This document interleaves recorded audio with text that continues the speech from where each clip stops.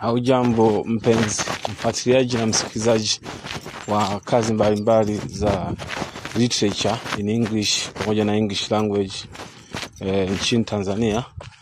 Leo nimekuletea uchambuzi wa play moja inayotumika kwenye somo la English language, inafahamika kwa jina la The Black Hermit, iliyoandikwa na Ngugi wa Thiong'o nchini Kenya. The Black Hermit maana yake ni mtawa mweusi au mchungaji mweusi. Mchungaji ni nani? Mchungaji ni Remi, ndo huyu mhusika mkuu anayebeba matukio yote kwenye kitabu hiki cha The Black Hermit. Tunaweza tukajiuliza kwa nini Ngugi wa Thiong'o alitumia huyu mhusika Remi kubeba matukio yote aliyoyazungumzia kwenye kitabu hiki. Lengo kuu la Ngugi wa Thiong'o kuandika play hii mwaka 1968 ndio mwaka aliochapisha, lakini play hii imeandikwa miaka mingi sana. Inaonekana Ngugi wa Thiong'o aliigiza play hii mwaka 1962 kwenye mkutano wa waandishi kule nchini Uganda katika chuo kikuu cha Makerere. Remi anaonekana kama mchungaji mweusi au mtawa mweusi anayeamua kukimbia matatizo ya jamii yake. Anaamua kutengana na jamii yake inayoamini katika masuala ya ushirikina, yani superstitious belief, pamoja na swala la tribalism, pamoja na swala la widow inheritance. Sasa na Remi anaonekana kuwa mbali na jamii yake baada tu ya kwenda kusoma chuo kikuu. Lakini mwanzo tunaonyeshwa na mwandishi Remi alikuwa anakaa na wazazi wake pamoja, na pia Remi amekulia kwenye msingi mzuri sana wa dini. Alikuwa ni muumini mzuri sana wa dini. Lakini Remi baada ya kwenda chuo kikuu akabadilika. Kwa uone sasa mwandishi Ngugi wa Thiong'o ametupeleka katika maeneo mengi sana. Katuonyesha kwamba mhusika mkuu Remi amekulia katika familia inayomwamini Mungu, yani familia inayopenda dini. Pia Remi kabla hajaenda alionyesha hisia kali za kumpenda binti Thorn, lakini baada ya kwenda kusoma Remi akapata taarifa kwamba Thorn anaolewa na kaka yake na Remi. Remi akawa amekasirika, lakini sasa kwa sababu yeye alionyesha hisia za kumpenda Thorn lakini hakumwambia ukweli, chuki za Remi zilianzia hapo. Ndio maana mwandishi bwana Ngugi wa Thiong'o anatupa somo kubwa sana kujifunza kupitia huyu mhusika, lakini sio sisi. Mhusika mkuu anatupa somo la kujifunza kupitia na tabia zake, lakini mwandishi ndo anatufundisha sisi juu ya huyu mhusika Remi na tabia zake. Sasa Remi na chuki za Thorn kuolewa na kaka yake zilianzia hapo. Na pia na hata baada ya kifo cha kaka yake kupata ajali, Remi alikataa kumlisi mke wa kaka yake ambaye ni Thorn, kwa sababu yeye tayari ameshakuwa ni msomi ambaye haamini katika masuala ya widow inheritance. Hata forced marriage kwake ilikuwa haipendi kabisa na haishabiki. Ndio hapa sasa Remi anaanza kuingia na mgogoro binafsi. Hata jamii yake inaingia na mgogoro binafsi kwa sababu ya mitazamo yake ambayo hataki kufuata jamii yake. Ndio mwandishi anamuonesha Remi kama mtawa mweusi, yani mchungaji mweusi ambaye anaamua kutojihusisha na dhambi. Anaamua yeye awe kama padri ambaye hataki kuamini katika masuala ambayo sio mazuri katika jamii. Lakini Remi anashindwa kusolve migogoro ya jamii yake. Pia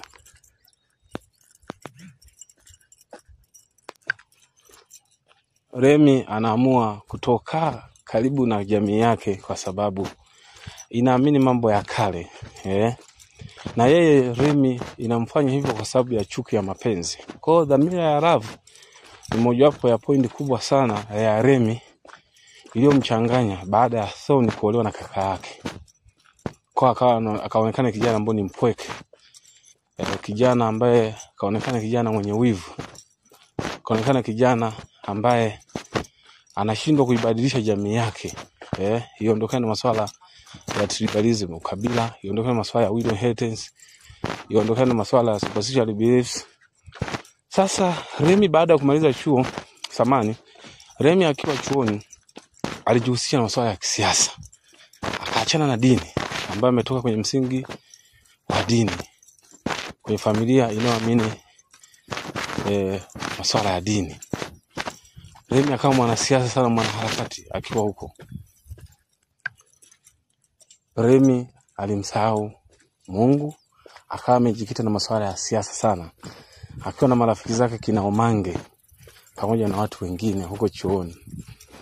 Baada ya kumaliza chuo, Remi hakwenda nyumbani. Aliamua kubaki mjini, kuhangaika na maisha ya mjini. Alikuwa anasaidia masuala ya kazi huko, kufanya kazi ofisi huko. Lakini sasa Remi baadaye alipata mchumba mwingine anayefahamika kwa jina la Jane, binti wa kizungu. Lakini Remi, cha kushangaza, alificha siri zake zote kuhusu jamii yake, kwa kutomwambia Jane nyumbani kwao ni wapi, wazazi wake ni kina nani. Lakini Remi mambo yake alikuwa anaficha. Binti anatamani ajue kwa kina Remi na aende kujitambulisha kwa kina Remi, lakini Remi mambo yake alikuwa ni ya kuficha. Remi alipokea barua nyingi sana kwamba arudi nyumbani akamrisi Jane, akamrisi Thorn ambaye ni mke wa kakake, binti aliyempenda mwanzoni, lakini hakumwambia ukweli. Mtafaruko ulianzia hapo, Remi kukataa kurudi nyumbani kwao. Waganga wamefanya tunguli zao, lakini walishindwa kumrudisha Remi nyumbani. Pasta kupiga maombi nini, walishindwa kumrudisha Remi. Paka wazee wanaenda kumshauri Remi aende, lakini Remi akasema kwamba yeye ataenda kwa muda wake anaotaka. Lakini baadaye sasa Remi alipata ushawishi kupitia rafiki yake Omange kwamba aende wapi, aende nyumbani kwao na ataambatana naye kwenda pamoja nyumbani kwa kina Remi. Lakini cha kushangaza, Remi alikubali na akaenda pamoja na Omange. Lakini sasa pia cha kushangaza, Remi alimwambia Jane kwamba anaenda nyumbani kwao, na akamwambia kwamba yeye ameoa. Unaona jambo la kushangaza sasa, mtu muongo kwa mtu wake. Na akamwambia Jane kwamba jamii yake inaamini katika masuala ya tribalism, kabila, kwamba hawezi akaenda naye. Pia kwa tumepata dhamira ya tribalism kupitia hii play ya The Black Hermit. Remi alienda katika jamii yake ya Marua tribe. Kafika kule, kaongea maneno makali sana juu ya wazee wake pamoja na mchungaji aliyemwambia kwamba mchungaji ndio sababu kubwa sana ya kuigawa jamii yake. Pia Remi alikana kwamba hawezi kamrisi Thorn. Thorn aliposikia maneno yale alienda kujinyonga. Na mwili wa Thorn unakuja kuonekana baada ya kuletwa na watu 4 waliokutoa mwili polini, na barua yake aliyoandika Thorn kwamba anampenda Remi. Na Remi akashtuka, kumbe huyu binti alikuwa anampenda na yeye. Lakini tunaona sasa dhamira widow inheritance inakuwa ni changamoto pamoja na forced marriage kwa Remi. Analazimisha na jamii yake amrisi mwanamke ambaye tayari alikuwa ameshaolewa na kakake. Kwake anaona kwamba sio sahihi. Remi akanena maneno mengi sana kwa wazee ambao walikuwa wamemsubiria. Akaongea kwamba waachane swala la tribalism, waachane swala la forced marriage, waachane swala la superstition beliefs, waachane swala la tribalism. Hayo ndio ni maneno makali sana. Mwisho wa kitabu Remi akinena kwamba jamii yake ili iweze kuendelea iachane na mambo yale.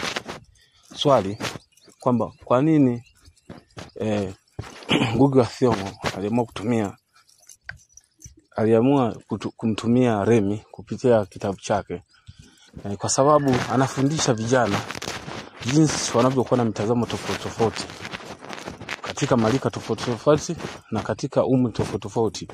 Kupitia mhusika Remi kuna mambo mengi tumejifunza sana, na mwandishi ametufundisha mambo mengi sana tujifunze vijana, hasa wanafunzi wanaosoma literature in English au English language katika kipengele cha fasihi, kwamba usiwe unachukua maamuzi ya ovyo ovyo. Tumia elimu yako kuisaidia jamii yake, kama jinsi jamii ya kina Remi ilivyokuwa imemsubiria aweze kusaidia jamii yake na jamii inufaike kupitia elimu alionayo Remi. Kumbuka jamii ya kina Remi hapakuwa na msomi yoyote ambaye alikuwa kwenye position. Ndio maana nilikuwa natamani sana Remi akimaliza chuo aweze kuteuliwa na serikali, awe mmoja wapo ya viongozi kwenye serikali katika kabila la Marua. Lakini Remi ameshindwa kusaidia jamii yake, na jamii yake inabaki kwenye manunguniko. Kuone sasa kiasi gani huyu mhusika Remi alikuwa nakumbwa na matatizo kama hayo. Dhamira ya kwanza ni love affair. Mapenzi yamemvuruga Remi mpaka anakataa kuisaidia jamii, anakataa kukaa karibu na jamii, anaamua kukaa kama mtawa, yani anaamua kukaa mbali na jamii yake. Pia jambo jingine, Remi anaonekana kwamba yeye ni mtawa, anaamua kuachana na masuala ya superstition beliefs, tribalism, masuala ya widow inheritance anakana nayo. Kwa ndo maana mwandishi Ngugi wa Thiong'o anafundisha sana vijana kwamba tumia elimu yako kuisaidia jamii yako. Kwa sasa kupitia mhusika huyu Remi, sio kwamba yeye Remi anatoa somo kubwa, ila mwandishi lengo lake kubwa ni kuelimisha jamii, hasa kwa vijana, kwamba wasio wanachukua maamuzi ya ovyo, watumie elimu yao kuisaidia jamii yao kwa ujumla. Huo ndo mwisho wa uchambuzi wa play hii ya The Black Hermit. Mimi ndo teacher Kaliko Doto Njige kutoka Shinyanga. Asante sana kwa kunisikiliza. Kama una maswali uliza hapo chini nitakujibu.